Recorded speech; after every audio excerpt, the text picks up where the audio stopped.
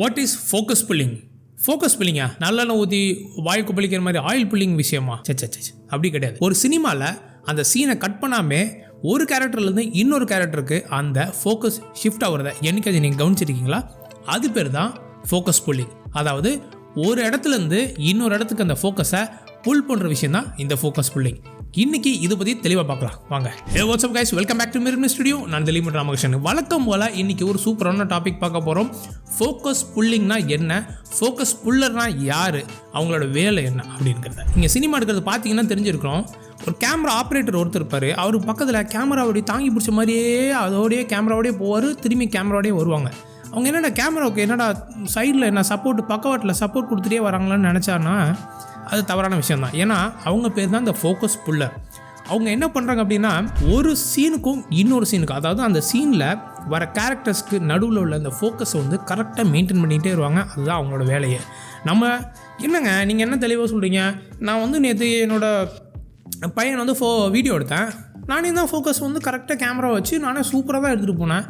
ஏன்னா இத்தினூண்டு வர 10,000 ஃபோனில் வர ஃபோக்கஸ் வந்து அவ்வளோ பெரிய 10 லட்ச ரூபா கேமராவில் வராதா அப்படின்னு நீங்கள் கேட்டால் சரியான கேள்வி தான். ஆக்சுவலாக இந்த பெரிய பெரிய சினிமா கேமராஸ்லாம் என்ன ஒரு பிரச்சனை அப்படின்னா, எல்லாமே மேனுவல் ஃபோக்கஸ் லென்சஸ் தான். இந்த சினிமா லென்சஸ், சினி லென்சஸ் நீங்கள் கேள்விப்பட்டீங்கன்னா அது எல்லாமே மேனுவல் ஃபோக்கஸ் லென்சஸ் தான். ஒரு சில லென்சஸ் ஆட்டோ ஃபோக்கஸ்லையும் வருது, அது ஒரு தனி டாபிக், அதை பற்றி அப்புறம் பேசுவோம். இந்த சினிமா லென்சஸ் எல்லாமே மேனுவல் ஃபோக்கஸ் லென்சஸ் தான். அதாவது சினிமாவில் ஃபாஸ்ட் மூவிங் சப்ஜெக்ட் இல்லை, நீங்கள் இவங்கள தான் பார்க்கணும், இந்த சப்ஜெக்டை தான் நீங்கள் பார்க்க வைக்கணும் அப்படிங்கிற ஒரு டைரக்டரோட கவனம் அது மேனுவல் ஃபோக்கஸில் மட்டும்தான் வரும்.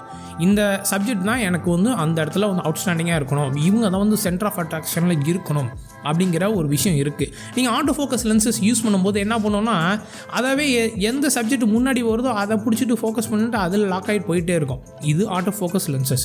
மேனுவல் ஃபோக்கஸுங்கிறது நம்ம செட் பண்ணுறோம், இந்த இடத்த தான்ப்பா நீ பார்க்கணும், இதை தான் என்னோடய வியூவர்ஸ்க்கு காமிக்கணும் அப்படிங்கிற ஒரு விஷயத்த சொல்கிறது இந்த மேனுவல் ஃபோக்கஸ். கேமரா ஆப்ரேட்டரோட வேலை என்னென்னா, அந்த காம்போசிஷன் கரெக்டாக இருக்கா, அந்த ஆங்கிள் ஆஃப் வியூ கரெக்டாக இருக்கா அப்படிங்கிற பார்க்குறது எல்லாமே கேமராவோட ஆப்ரேட்டரோட வேலை. இந்த ஃபோக்கஸ் புல்லர் அப்படின்னு சொல்லிட்டு இந்த சைடில் நிற்கிறாங்களா, அந்த பக்கவாட்டு வாத்தியம் இருக்குல்ல, அவங்க வந்து என்னென்னா அவங்க தான் ஒரு மிகப்பெரிய ஒரு ஆளே. நம்ம என்ன நினைப்போம், இந்த டைரக்டர் ஆஃப் ஃபோட்டோகிராஃபின்னு சொல்லுவோம்ல, டிஓபி ஆர் டிபின்னு சொல்லுவோம். அந்த டைரக்டர் ஆஃப் ஃபோட்டோகிராஃபி அந்த கேமராவை வந்து அந்த வியூவை கொடுக்குறவர் தான் மிகப்பெரிய ஆளுன்னு நினச்சிட்டு இருப்போம். அவங்களும் பெரிய ஆளு தான், அவங்களாம் வந்து இந்த மாதிரி சின்ன இடத்துலேருந்து தான் வந்திருப்பாங்க. இந்த ஃபர்ஸ்ட் அசிஸ்டன்ட்டு சொல்லப்படுற இந்த ஃபோக்கஸ் புல்லர், அதாவது முதன்மையாக இருக்கிற இந்த ஃபோக்கஸை அட்ஜஸ்ட் பண்ணுற இவருக்கு தான் பல டெக்னிக்கலான விஷயங்கள், அதாவது இந்த ஃபோக்கஸை எப்படி அட்ஜஸ்ட் பண்ணணும் அப்படிங்கிற விஷயம் தெரிஞ்சிருக்கணும். இந்த ஃபோக்கஸ் புல்லிங்கிறது 2 மெத்தடில் ஒன்று வந்திருக்கு. ஒன்று வந்து ட்ரெடிஷ்னல் மெத்தட், இன்னும் வந்து ஒயர்லெஸ் மெத்தட். இந்த ட்ரெடிஷ்னல் மெத்தடுங்கிறது மெக்கானிக்கலாகவே வந்து லென்ஸுக்கு அதோட கனெக்ட் பண்ணியிருக்கிற ஒரு மெக்கானிக்கல் பார்ட். இந்த ஒயர்லெஸ் மெத்தடுங்கிறது ஒயர்லெஸில் கேமராவுக்கும் தள்ளி நின்று அந்த சீனில் இல்லாமல் தனியாக நின்று இந்த ஃபோக்கஸ் அட்ஜஸ்ட் பண்ணுறது. ஸோ இந்த ஃபோக்கஸ் புல்லிங் மெத்தடை தெரிஞ்சுக்கிறதுக்கு முன்னாடி இந்த சினிமா லென்சஸ்லாம் பார்த்துருக்கீங்களா? எப்படி இவ்வளோ பெரிய லென்சஸ் மாதிரியே இருக்கும். அந்த எப்படின்னா சும்மா ஒரு ட்ரம் மாதிரி இருக்கும், எல்லாம் இவ்வளோ பெரிய லென்ஸாக இருக்கும். அதில் பார்த்திங்கன்னா 2 ரிங் இருக்கும், டீத்தோட ஒரு கியர்டு டீத்தோட இருக்கும். அது பார்த்திங்கன்னா ஒன்று வந்து ஃபோக்கஸ் ரிங், இன்னொன்று வந்து அப்பச்சர் ரிங். ஒன்று ஃபோக்கஸ் அட்ஜஸ்ட் பண்ணுறதுக்கும், இன்னொன்று அப்பச்சரை அட்ஜஸ்ட் பண்ணுறதுக்கும். ஸோ இந்த அப்பச்சர்லாம் விடுவோம், அதை பற்றி நிறைய பேசியாச்சு. இந்த ஃபோக்கஸ் அந்த ரிங் இருக்குல்ல, அந்த ரிங்கில் பார்த்திங்கன்னா அந்த கியர்டு டீத் இருக்கும். அந்த கியர்டு டீத்து தான் இந்த ஃபோக்கஸ் புல்லிங் மாடியூல் வந்து கனெக்ட் ஆகுறது. இதில் வந்து இன்னொரு கியர்டு டீத் வந்து கனெக்ட் பண்ணி நீங்கள் இந்த மாடியூலில் திருப்பினீங்கன்னா அந்த ரிங்கும் சேர்ந்து திரும்பும். ஸோ இதில் உள்ள மார்க்கிங், அதில் உள்ள மார்க்கிங், இதெல்லாம் வந்து நீங்கள் கரெக்டாக கணக்கு வச்சுக்கிட்டு நீங்கள் வந்து ஃபோக்கஸை அட்ஜஸ்ட் பண்ணலாம். ஸோ நீங்கள் இது இப்போ சினிமா லென்சஸ்லாம் பார்த்தீங்கன்னா அதில் வந்து பார்த்தீங்கன்னா கரெக்டாக வந்து இந்த டிஸ்டன்ஸ் மெஷர் பண்ணியிருப்பாங்க. இவ்வளோ டிஸ்டன்ஸில் இது வந்து ஃபோக்கஸில் இருக்கும், அதாவது இன்ஃபினிட்டிலேருந்து ஆரம்பித்து இது வந்து இவ்வளோ டிஸ்டன்ஸ் வரைக்கும் அந்த ஃபோக்கஸ் இருக்கணும், டிஸ்டன்ஸ் மார்க்கிங் இருக்கும். ரிங்கில் இருக்கிற அந்த டிஸ்டன்ஸ் மார்க்கிங்கும் இந்த ரிங்கோட அந்த டீத் அது வந்து எப்படின்னா கரெக்டாக அந்த மாடியூலோட கரெக்டாக உங்களுக்கு மேட்ச் ஆகணும். இந்த அதில் உள்ள டிஸ்டன்ஸ் இந்த மாடியூல்லையும் இருக்கணும், அதில் உள்ள ரிங் அந்த டீத்தோட விஷயமும் இதில் கரெக்டாக மேட்ச் ஆகணும். இது ரெண்டும் கரெக்டாக மேட்ச் ஆகிடுச்சுன்னா நீங்கள் கரெக்டாக கேலிப்ரேட் பண்ணிக்கலாம். ஸோ இதை வந்து ரெண்டும் கனெக்ட் பண்ணியிருக்கும் போது மெக்கானிக்கல் பார்ட் நீங்கள் இந்த ஃபோக்கஸ் மாடியூலை நீங்கள் மூவ் பண்ணிங்கன்னா லென்ஸ் செட்டிங்கை டச் பண்ணாமையே நீங்கள் அந்த ஃபோக்கஸை நீங்கள் கரெக்டாக மெயின்டைன் பண்ணலாம். ஸோ கேமரா ஆப்ரேட்டர் அந்த காம்போசிஷனை பார்த்துக்குவார், இந்த ஃபோக்கஸ் புல்லர் இந்த ஃபோக்கஸை பார்த்துக்குவார். அவருக்கு தனியாக மானிட்டர் இருக்கும். ஸோ அவர் வந்து இந்த மானிட்டர் பார்த்துக்கிட்டே வந்து அந்த ஃபோக்கஸ் வந்து கரெக்டாக மெயின்டைன் பண்ணிட்டே போவாங்க. ஒரு சீன் எடுக்க போகிறதுக்கு முன்னாடியே ப்ராக்டிஸ் பண்ணுவாங்க, ரிஹர்சல்லாம் பண்ணிக்குவாங்க. ஸோ இந்த இவ்வளோ டிஸ்டன்ஸ் இருக்குது, கேமராவோட ஃபோக்கல் பிளேன்லேருந்து அந்த சப்ஜெக்ட் அதாவது அந்த நடிகர் வந்து இவ்வளோ தூரத்தில் இருக்காங்க, இந்த சீன் வந்து இவர் இங்கேருந்து இங்கே நடப்பார், இங்கேருந்து திரும்பி இங்கே நடந்து போவார். ஸோ மொத்த டிஸ்டன்ஸ் இவ்வளவு, ஒரு சீனுக்கும் ஒரு இடத்துக்கும் இவர் இந்தந்த டிஸ்டன்ஸில் அவர் இந்த கேமராவோட ஃபோக்கல் பிளேன்லேருந்து இருப்பார் அப்படிங்கிறத முன்னாடியே அவங்க வந்து ரிஹர்சல் பண்ணி ப்ராக்டிஸ் பண்ணி அவங்க வந்து கரெக்டாக நோட்ஸ்லாம் எடுத்துருவாங்க. ஸோ அப்போ என்ன ஃபோக்கஸ் புல்லர் அவர் என்ன பண்ணுவார்னா, அவர் வந்து கரெக்டாக அந்த மார்க் பண்ணிக்குவார். ஸோ இந்த டிஸ்டன்ஸ் ஃபஸ்ட்டு வந்து 10 அடி தூரத்தில் இருக்கார், அப்புறம் இந்த இதில் 5 அடி தூரத்துக்கு போகிறாரு, அடுத்தது ஒரு 4 அடி தூரத்தில் வந்து திரும்பி 10 அடி தூரத்துக்கு போகிறாரு அப்படிங்கிறத மார்க் பண்ணிக்குவாங்க. First scene, second, third, fourth அப்படிங்கிற ஸ்டெப் பை ஸ்டெப்பை மார்க் பண்ணிக்குவாங்க. ஸோ ஒரு இடத்துக்கும் அந்த ஆக்டர் வந்து நகர்ந்து போகும்போது இந்த ஃபோக்கஸ் புல்லரோட வேலை கரெக்டாக அந்த மார்க்கிங் ஏற்றாப்புல இவர் வந்து அந்த ஃபோக்கஸை வந்து கரெக்டாக மேட்ச் பண்ணிட்டு இருக்கணும். ஏன்னா எல்லாமே மேனுவல் ஃபோக்கஸ் தானே, இந்த லென்சஸ் சினி லென்சஸ் எல்லாமே மேனுவல் ஃபோக்கஸ் லென்சஸ் தான் யூஸ் பண்ணுறோம். ஸோ உங்களுக்கு அந்த ஃபோக்கஸை மெயின்டைன் பண்ணுற வேலை தான் இந்த ஃபோக்கஸ் புல்லரோட வேலை.